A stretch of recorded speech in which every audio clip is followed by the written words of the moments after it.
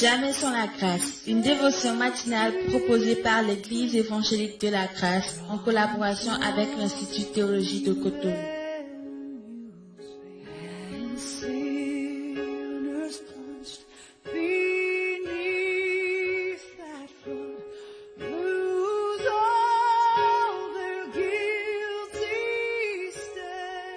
Bonjour à vous tous, à ceux de l'Église de Genève pour l'émission Jamais sans la grâce.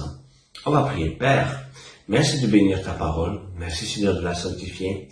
Aujourd'hui, on veut encore l'honorer en l'élevant de notre cœur, de notre vie, et on te demande de nous conduire tout au long de cette journée au son de ta parole.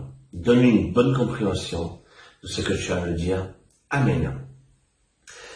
Je vais partager avec vous donc 2 Rois chapitre 5 et verset 3. Mais avant ça, je vais juste le remettre dans le contexte. Ça nous parle donc de Naaman. C'est un général de l'armée de Syrie. Et à travers lui, il a donné la victoire au pays de Syrie. Le problème, c'est que cet homme était lépreux. Et aujourd'hui, je vais m'arrêter donc au verset 3. Une petite jeune fille, donc au verset 2, elle a été prise en captivité par cet homme. Et au verset 3, cette petite fille, elle dit à sa maîtresse, « Oh, si mon Seigneur était auprès du prophète qui est à Samarie, celui-ci le débarrasserait de sa lèpre. » J'aimerais parler donc de cette petite fille. Cette petite fille, pour remettre dans le contexte, on voit ça au verset 2, en fait c'est une fille qui a été prise en captivité. Et cette fille, qu'est-ce qu'elle fait? Elle aide un homme qui est lépreux. Qu'est-ce qu'elle avait à gagner cette fille? La réponse est rien de tout. Et vous dites, mais qu'est-ce que ça a à voir avec nous?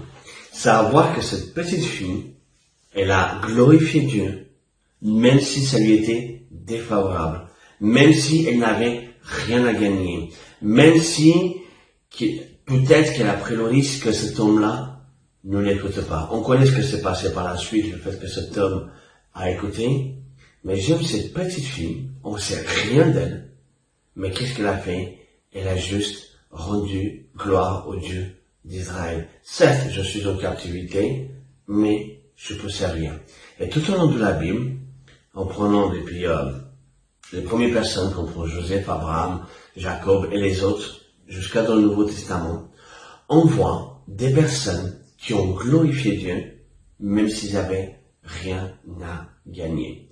Et dans notre monde dans lequel nous sommes aujourd'hui, on a oublié un peu ce principe, servir Dieu en toutes circonstances, rendre Dieu visible en toutes circonstances. C'est vraiment témoigner de ce que Dieu est capable en toutes circonstances. Et on a oublié ça parce qu'aujourd'hui c'est donnant, donnant. Je te donne parce que tu m'as donné ceci. Mais Joseph, quand il était en prison et quand il servait celui qui donnait la coupe du vin au pharaon, le boulanger, qu'est-ce qu'il avait à gagner en donnant les rêves? Rien du tout. Mais par sa vie, il a rendu Dieu visible. Pourquoi? Parce qu'on connaît l'histoire par la suite. Ah, mais j'ai oublié, dans la prison, il y a quelqu'un qui interprète des rêves. David, qu'est-ce qu'il avait à gagner? Il était un enfant, aller combattre contre Goliath. Vous prenez les apôtres, Pierre, Jean, Jacques, vous et moi.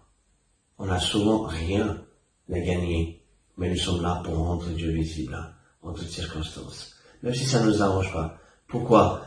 Parce que la vie de cet homme-là, une fois qu'il est guéri, il a changé.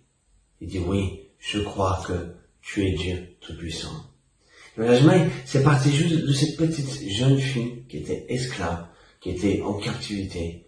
Et nous sommes esclaves dans ce monde, nous sommes passagers. Rendre Dieu visible. Ça, c'est une seule chose, que les autres nous écoutent, que les autres ne nous écoutent pas, ça n'a pas d'importance. Témoignons de ce que Dieu a fait au monde. Et le monde verra que je suis vivant, à l'amour certes que nous avons aussi les uns pour les autres, mais pas qu'un, à l'amour que nous avons aussi pour notre Dieu. Oui, je crois que mon Dieu est puissant et qu'il peut transformer ta vie. Oui, je crois que mon Dieu est bien plus grand que la montagne que tu traverses, que le deuil que tu traverses, que l'incrédulité, que ta colère, que ta amertume et tout le reste. Mais ayons ce cœur comme ces jeunes filles.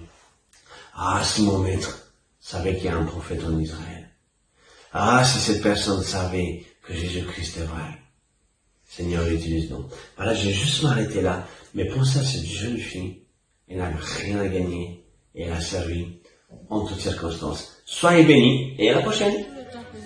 Si vous avez aimé cette dévotion, parlez-en à vos amis. Parlez-leur du message de la grâce et de ce qu'il fait dans vous. Pour un sujet de prière, une question ou plus d'informations, contactez-nous. Téléphone 64 88 35 87 ou 96 42 69 05 ou par WhatsApp au 94 75 80 20.